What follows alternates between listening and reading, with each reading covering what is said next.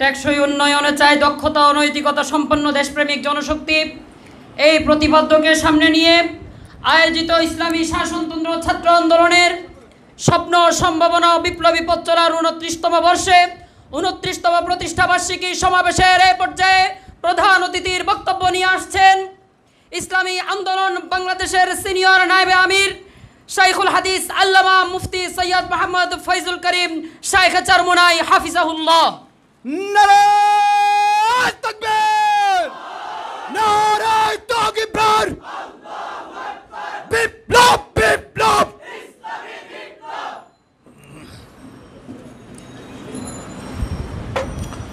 আসসালামু আলাইকুম ওয়া রাহমাতুল্লাহি ওয়া বারাকাতুহু। نحمد ونصلي على رسوله الكريم أما بعد فأعوذ بالله من الشيطان الرجيم بسم الله الرحمن الرحيم الذين جاهدوا فينا لنهدينهم سبلنا صدق الله العلي العظيم وصدق رسول النبي الكريم। ঈশা ছাত্র আন্দোলন কর্তৃক আয়োজিত প্রতিষ্ঠা বার্ষিক সম্মেলনের সম্মানিত সভাপতি, ইসলামী আন্দোলনের নেতৃবৃন্দ, সকল স্তরের ছাত্র ভাইয়েরা আমার, ঈশা ছাত্র আন্দোলন সাহাবাদের অনুসরণ, জিহাদ, রুহানিয়াত ও জিহাদের সমন্বিত প্রয়াস আমাদের মৌলিক স্লোগান। কাজে ঈশা ছাত্র আন্দোলন এই স্লোগানের বাহিরে যাওয়ার কোনো সুযোগ নেই, কোনো সম্ভাবনাও নেই। মূলের থেকে সরে গিয়ে কেউ কোনো কাজই করতে পারে না। আমাদের মূল স্লোগান সাহাবাদের অনুসরণ। কাজে সাহাবাদের অনুসরণের বাহিরে গিয়ে আমরা কি করব, কি করতে চাই? সাহাবাদের বাহিরে গিয়ে ইসলামী হুকুমত হবে না, সমাজতন্ত্র বিপ্লব হতে পারে। ইসলামী বিপ্লব হবে না, গণতন্ত্র বিপ্লব হতে পারে। ইসলামী বিপ্লব হবে না, সোশ্যালিজম বিপ্লব হতে পারে, কমিউনিজম বিপ্লব হতে পারে। কিন্তু ইসলামী বিপ্লব করতে গেলে সাহাবাদের অনুসরণের বাহিরে যাওয়ার কোনো সুযোগ নেই।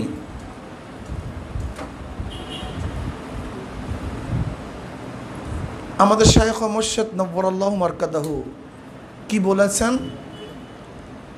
আমি রাজনীতি করে নেমে ইবাদত করি। কাজে আমাদের প্রত্যেকটা কাজ যেন ইবাদত হয়। ইবাদতের বাহিরে ছাত্র আন্দোলন কোনো কাজ করতে পারবে না। যদি এই মূলনীতি ঠিক থাকে, এই দিকে আমি কিছু ইঙ্গিত করতে চাই। সাহাবায়ে কেরাম রিদওয়ানুল্লাহি তাআলা আলাইহিম আজমাইন সুন্নাতের পাবন ছিলেন, সুন্নতের অনুসারী ছিলেন। ওমর ইবনে খাত্তাব রাদিয়াল্লাহু তাআলা আনহু তিনি রোমের খ্রিস্টানদের সম্মান, আপ্যায়ন, মর্যাদাকে সুন্নাতের সামনে ভুলুণ্ঠিত করেন নাই, বরং সুন্নাতকে রক্ষা করতে গিয়ে তাদের মর্যাদাকে তিনি ত্যাগ করেছেন। ঈশা ছাত্র আন্দোলনের প্রত্যেকটা ছেলেকেও সুন্নাত আঁকড়িয়ে ধরতে হবে, চাই সে সুন্নাত বড় হোক, চাই সে সুন্নাত ছোট হোক। আব্দুল ইবনে আব্বাস রাদিয়াল্লাহু তাআলা আনহু হজে রওনা করলেন।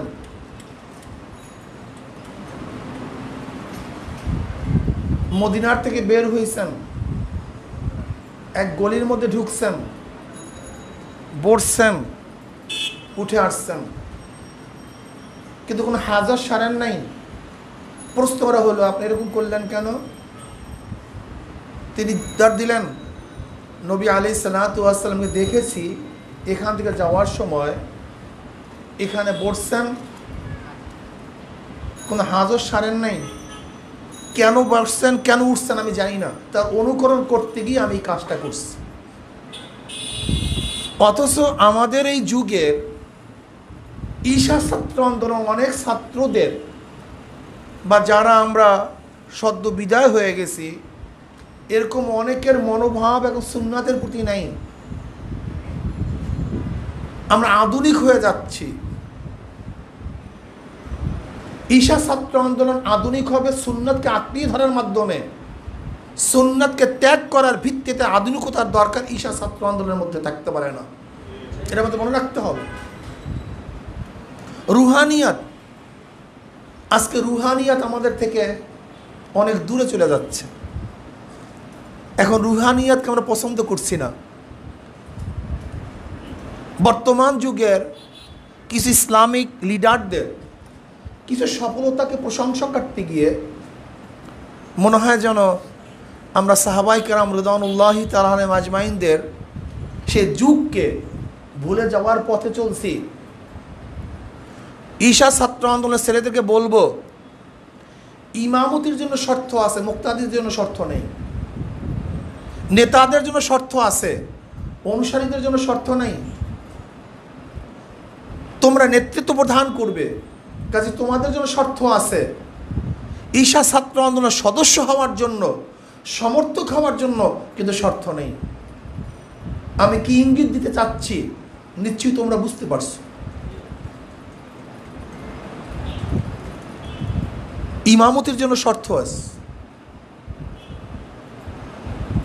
তোমরা নেতৃত্ব প্রদান করবা, তোমাদের জন্য শর্ত আছে। কিন্তু একজন ছাত্র ইসলামী শাসন আন্দোলন সমর্থন করবে, আমি তাকে বলবো টুপি রাখো, দাড়ি রাখো, লম্বা জামা গায়ে দাও, সুন্নাত অনুযায়ী চলো, এইটা করো সেইটা করো। সে নতুন ভর্তি হয়েছে, তার মধ্যে পুরো সুন্নাত নাই থাকতে পারে, কিন্তু আমরা তো তাকে দূরে সরিয়ে দেব না। কাফেলার মধ্যে রাখবো, কিন্তু স্টিয়ারিং তার কাছে দেব না। যে স্টিয়ারিং দেয় খতরনাক কি, ড্রাইভারের অভিজ্ঞতা হওয়ার প্রয়োজন আছে, অভিজ্ঞশীল হওয়ার প্রয়োজন আছে, কিন্তু যাত্রীদের তত অভিজ্ঞশীল হওয়ার প্রয়োজন নেই। ডাক্তার তার অভিজ্ঞতার প্রয়োজন আছে, রোগীদের অভিজ্ঞতা না থাকলেও হয়। স্টিয়ারিং যে ধরবে তার অনেক কিছু জানার প্রয়োজন আছে, কিন্তু যে যাত্রী হবে তার জন্য তত কিছু বেশি জানার দরকার নেই। তোমরা ইসলামী বিপ্লবের, ইসলামী হুকুমতের স্টিয়ারিং ধরবা।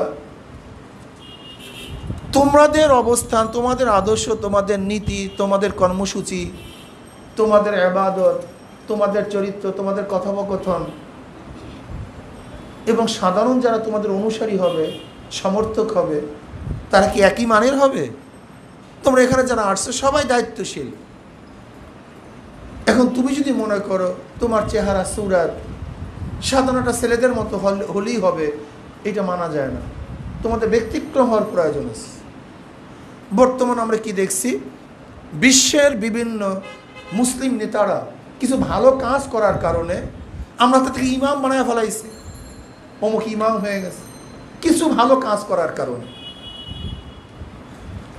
কিছু ভালো কাজ করার কারণে সে প্রশংসা পাওয়ার যোগ্যতা রাখে, কিন্তু সে মুক্তাদা হওয়ার যোগ্যতা রাখে না। মনে রাখতে হবে, মমতা ব্যানার্জি অনেক ভালো কাজ করে, অনেক ভালো কথা বলে ইসলামের পক্ষে, সে প্রশংসা পাওয়ার যোগ্যতা রাখে, কিন্তু সে আমাদের অনুসারী হতে পারে না। বাবরি মসজিদ নিয়ে ভারতের বহুত হিন্দু লিডাররা অনেক ভালো বক্তব্য করেছে, ভালো বক্তব্য দিয়েছে। সে প্রশংসা পাওয়ার দাবি রাখে, কিন্তু সে আমার মুক্তাদা হতে পারে না, তার আমি অনুসারী হতে পারি না। ইমরান খান সাহেব জাতিসংঘে ভালো বক্তৃতা করেছে, চমৎকার বক্তৃতা করেছে, সে প্রশংসা পাওয়ার দাবি রাখে, কিন্তু আমি তার অনুসারী হতে পারি না। ইরানের প্রেসিডেন্ট, ইরানের নেতৃবৃন্দ আমেরিকার বিরুদ্ধে লড়তেছে, প্রশংসা পাওয়ার যোগ্যতা রাখে, কিন্তু আমি তার অনুসারী হতে পারি না। সাদ্দাম হোসেন সাহেব আমেরিকার বিরুদ্ধে লড়াই করে জীবন দিয়েছে, প্রশংসা পাওয়ার দাবি রাখে, কিন্তু আমি তার অনুসারী হতে পারি না। নিউজিল্যান্ডের প্রেসিডেন্ট, সে ইসলামের পক্ষে অনেক কাজ করেছে, নামাজকে উন্মুক্ত করে দিয়েছে, সে সংসদে কোরআন তেলাওয়াতের ব্যবস্থা করেছে, সে প্রশংসা পাওয়ার দাবি রাখে, কিন্তু আমি তার অনুসারী হতে পারি না। এরদোগান সাহেব খুব ভালো ভালো কাজ করতেছে, প্রশংসা আমার দাবি রাখে, কিন্তু আমি তার পূর্ণ অনুসারী হতে পারি না। কিন্তু আমি অনুসারী হব জনাবে মুহাম্মদ রাসূলুল্লাহ সাল্লাল্লাহু আলাইহি ওয়াসাল্লাম এবং সাহাবাদের। কিন্তু আমরা কি করি? আমরা কার প্রশংসা করতে গিয়ে আমি তার অনুসারী হয়ে যাই, ইমাম বানায় দেই। এটা আমাদের মনে রাখতে হবে। প্রশংসা পাওয়ার ব্যবস্থা এক ধরনের হয়, অনুসারী হওয়ার ব্যবস্থা ভিন্ন ধরনের হয়। এমনকি আমাদের মধ্যেও এরকম অনেকে আসছে যে ক্ষমতায় কিভাবে যাব, তাদের প্ল্যান শুধু ক্ষমতায় যাওয়া। যদি ক্ষমতায় যাওয়াই শুধু মুখ্য উদ্দেশ্য হয়, তা হাজ্জাজ বিন ইউসুফ তো ক্ষমতার অধিকারী ছিলেন, তার প্রশংসা করেন না কেন? মুতাসিম বিল্লাহ, মুতাদ বিল্লাহ, এরাও তো ভালো ক্ষমতায় গেছিলেন, তার প্রশংসা করেন না কেন? বাদশাহ আকবরও তো ক্ষমতায় ছিলেন, তার প্রশংসা করেন না কেন? জাহাঙ্গীরও তো ক্ষমতায় ছিলেন, তার প্রশংসা করেন না কেন? ইসলামী আন্দোলন তো নিছক শুধু ক্ষমতা চায় না, ইসলাম ভিত্তিক ক্ষমতা চায়। নিছক যদি ক্ষমতা চায় তাহলে তো আওয়ামী লীগ ক্ষমতায় আছে, বিএনপিও ক্ষমতায় আছে, জাতীয় পার্টি ক্ষমতায় ছিল। নিছক শুধু ক্ষমতা চান না ইসলামকে ক্ষমতায় নিতে চান? এইটাই তো আমাদের পার্থক্য। আমাদের মধ্যে পার্থক্য তো এখানে মূল জায়গায়। আমরা ইসলামকে ক্ষমতায় নিতে চাই, আমি ক্ষমতায় যেতে চাই না। আমি ক্ষমতায় যাওয়া এক জিনিস, ইসলামকে ক্ষমতায় নেওয়া ভিন্ন জিনিস। এর জন্যই তো ইসলামী আন্দোলন বাংলাদেশ অনেক কিছুই পারে না, ইসলামের নামে যারা দল করে তারা অনেক কিছু পারে। এই শুধু এই মূল পার্থক্যের কারণে, এখানেই পার্থক্য আমাদের। আমরা ইসলামকে ক্ষমতায় নিতে চাই বিধায়ী হুট করে আওয়ামী লীগের সাথে মিলতে পারি না। ইসলামকে ক্ষমতা নিতে চাই বিধায় হুট করে বিএনপির সাথে মিলতে পারি না। ইসলামকে ক্ষমতায় নিতে চাই বিধায়ী হুট করে দলকে পরিবর্তন করে নিজে চেয়ারম্যান হতে পারি না, দলকে ভাঙতে পারি না, এইটা করতে পারি না, সেইটা করতে পারি না। কেন? আমাদের মূল উদ্দেশ্য আমি ক্ষমতায় যেতে চাই না, ইসলামকে ক্ষমতায় নিতে চাই। আমি ছাত্র আন্দোলনের বন্ধুদেরকে বলবো, আমাদের শায়খ মোর্শেদ নব্বরুল্লাহ মারকাতের স্লোগানগুলি মনে রাখতে হবে। তিনি কে বলেছেন? আমি আওয়ামী লীগের দুশ্মন নই, বিএনপির দুশ্মন নই। আজকে যদি আওয়ামী লীগ বিএনপি ইসলামী হুকুমাত কায়েম করে, আমি তাদের গোলাম হয়ে থাকবো। খুব কঠিন স্লোগান এই স্লোগান। তার মানে আমার শত্রু যদি ইসলাম হুকুমাত কায়েম করে সে আমার বন্ধু, আর আমার বাবা আমার সন্তান যদি ইসলামের বাইরে যায় সে আমার দুশ্মন, আমার শত্রু। এই মৌলিক আকীদা বিশ্বাস আপনার মধ্যে রাখতে হবে। আমি মহব্বত করি ইসলামকে, আমি মহব্বত করি দ্বীনকে। এর জন্যই তো নবী নূহ আলাইহিস সালাতু ওয়াস সালাম তার ছেলেকে তার নৌকায় তুলতে পারেন নাই। এই কারণেই নবী ইব্রাহিম আলাইহিস সালাতু ওয়াস সালাম তার বাবার জন্য দোয়া করতে পারেন নাই। এর জন্যই তো সরদার দু আলম আলাইহিস সালাতু ওয়াস সালাম তার চাচার পক্ষে বারবার দোয়া করার কারণে আল্লাহর তরফ থেকে ধমকি খেয়েছেন, খবরদার। এই কারণেই আমি ইসলামকে স্টাবলিশ করতে চাই, আমি নিজেকে স্টাবলিশ করতে চাই না। ইসলামকে ক্ষমতায় বসাতে চাই, আমি ক্ষমতায় বসতে চাই না। এই আকীদা বিশ্বাস রাখতে হবে ইসলামী ছাত্র আন্দোলনদেরকে। যদি আজকে আওয়ামী লীগ, বিএনপি, জাতীয় পার্টি, অমুক পার্টি, তমুক পার্টি, রাশেদ খান মেনন বলেন, ইনু বলেন, আমরা তাদেরকে পছন্দ করি না, কেন? বামপন্থী। হ্যাঁ, আজকে ইসলামপন্থী হয়ে যায় সে আমার বন্ধু হয়ে যাবে। আজকে এই মুহূর্তে ইসলামপন্থী হয়ে গেলে সে আমার আপন হয়ে যাবে। আবার এই সারির মধ্যে যারা আছে, এমনকি আমিও যদি আল্লাহ না করুক ইসলাম থেকে সরে যাই, আমি আপনাদের দুশ্মন হয়ে যাব। এই বিশ্বাস রাখতে হবে। কাজে ঈশা ছাত্র আন্দোলন নিছক শুধু ক্ষমতায় যেতে চায় না, ইসলামকে ক্ষমতায় নিতে চায়। কাজে ইসলামকে বাদ দিয়ে আপনি ইসলামকে ক্ষমতায় নেবেন কিভাবে? হ্যাঁ, ইসলামকে বাদ দিয়ে আপনি ইসলামকে ক্ষমতায় নেবেন কিভাবে? ঈশা ছাত্র আন্দোলনের ছেলেদের মেজাজের মধ্যে অনেক পার্থক্য থাকা চাই, অন্যান্য সংগঠনের ছেলেদের থেকে অনেক পার্থক্য থাকা চাই। আমাকে একজন প্রশ্ন করছে যে অমুকে তো মেয়র থেকে প্রেসিডেন্ট হয়েছে, তাই আমি বললাম আহমদিনেজাদও তো মেয়র থেকে প্রেসিডেন্ট হয়েছে, তার প্রশংসা করো না কেন? ক্ষমতায় যাওয়া এক জিনিস। আমাকে অনেকে প্রশ্ন করছে এইটা সেইটা।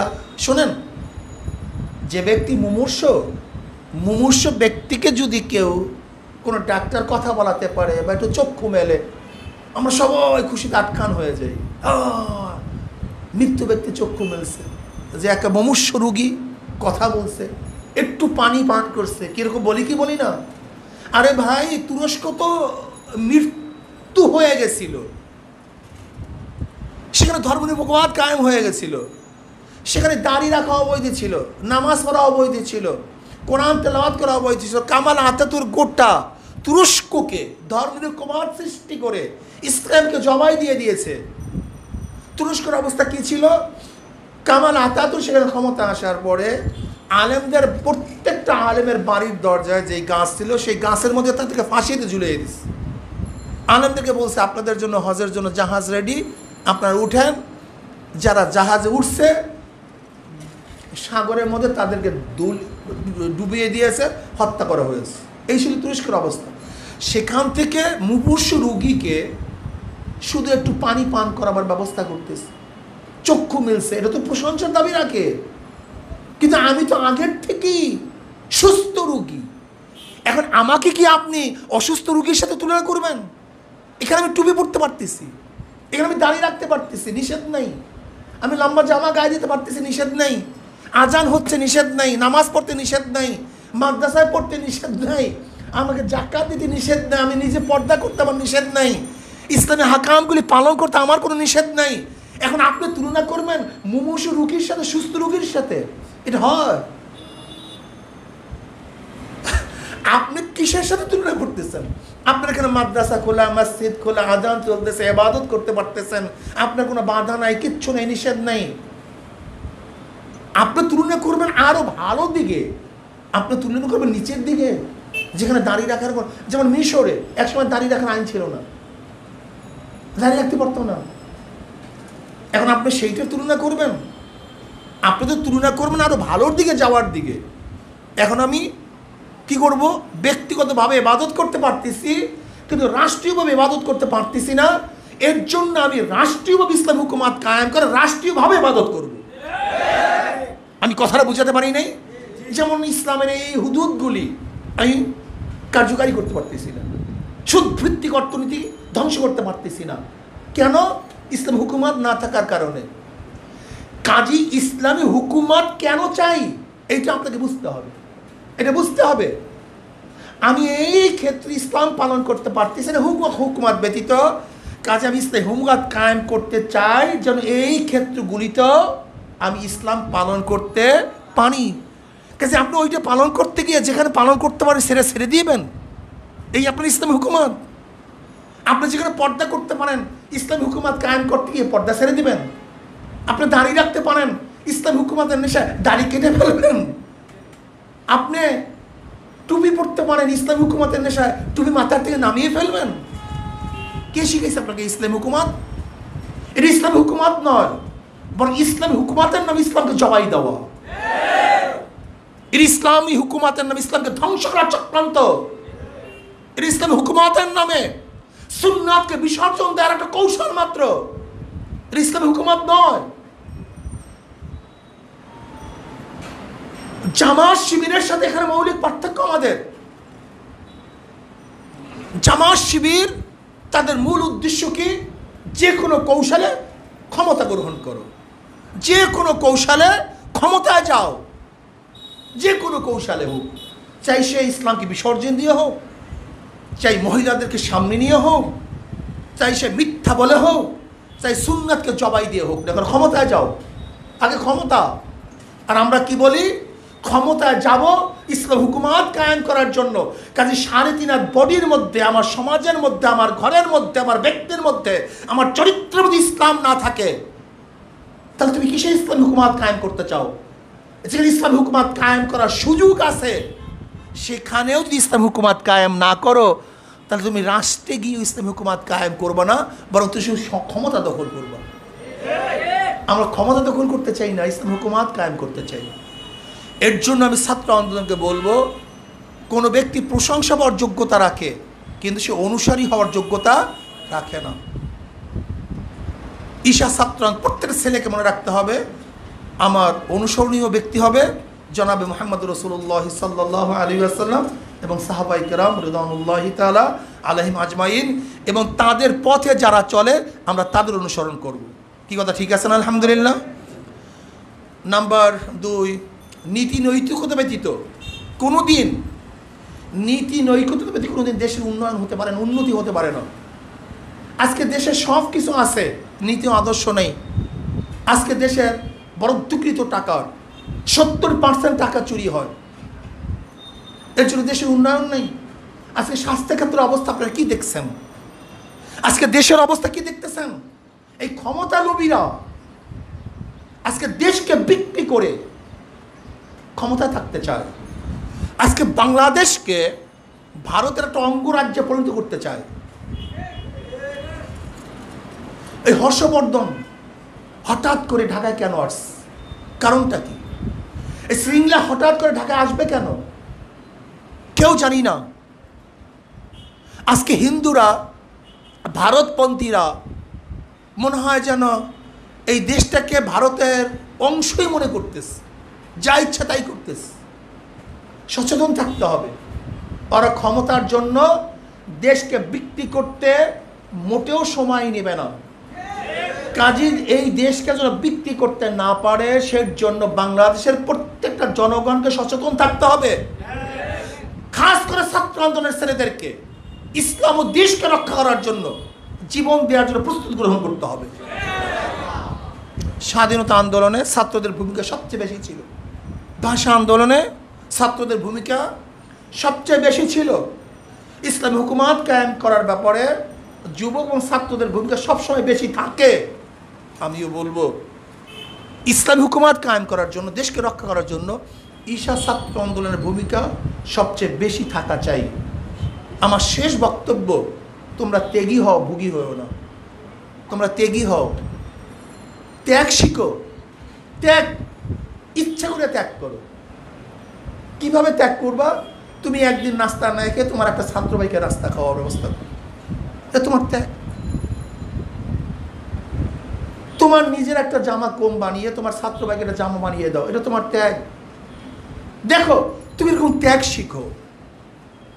যত বেশি ত্যাগী তোমরা হবা, তত বেশি তোমরা উন্নয়ন করতে পারবা, এই দলকে ডেভেলপ করতে পারবা, দলকে শক্তিশালী করতে পারবা।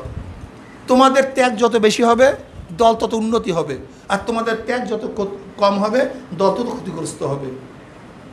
কাজে আল্লাহ পাক রব্বুল আলামিন আমাদের সবাইকে ত্যাগী হওয়ার তৌফিক দান করেন। আর ছাত্র আন্দোলনের ছেলেদের লিখনি বক্তব্য এমন না হয় যে তুমি এক নেতাকে গালি দিবা আর অমনি তোমার নেতাদেরকে তারা গালি দেওয়া শুরু করবে। তো এই গালির ব্যবস্থা তোমরা করছো, আমাদের গালি তোমরা শুনাইতেছ, এটা তোমাদের জন্য ঠিক না। কাজে তোমাদের কথা, তোমাদের বার্তা, তোমাদের লিখনি, তোমাদের আদর্শর দ্বারা যেন আমরা গালি না খাই, মানুষ যেন তোমাদের খারাপ না বলে, বরং ঈশা ছাত্র আন্দোলনের ছেলেদেরকে যেন চরিত্রবান, আদর্শবান মনে করে, এটা তোমাদের মনে রাখতে হবে। কাজে আল্লাহ পাক আমাকে এবং আমাদের সবাইকে যোগ্য নেতৃত্ব দেওয়ার এবং যোগ্য নেতা হওয়ার তৌফিক আল্লাহ পাক আমাকে এবং আমাদের সবাইকে দান করেন। আল্লাহুম্মা আমিন।